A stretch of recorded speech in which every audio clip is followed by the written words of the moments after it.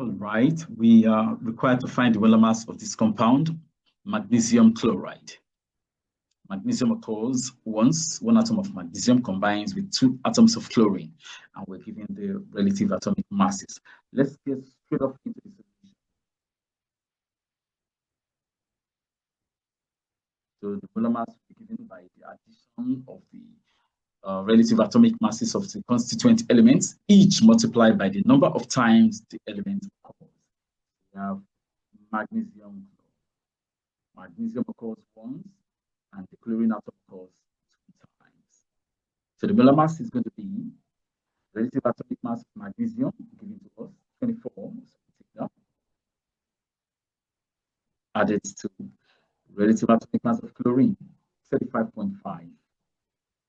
And of course, we have to multiply by 2 because the chlorine atom occurs 2 times. Upon evaluation, we continue. This is 24 plus 35.5 multiplied by 2 gives us 71. And upon addition, 24 plus 71 gives us 95, which is our final answer. Very simple. And that is the option C right there. All right. Now attached to this video are 2 quizzes to test your understanding of the content of this video.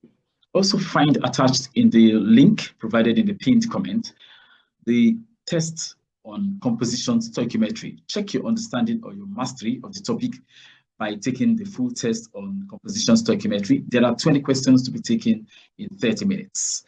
Very exciting. And finally, if you want to study further, you can click on the link provided in the pinned comment to access the full presentation of the topic composition stoichiometry. Thank you for being part of this session. And of course, I will see you in my next video.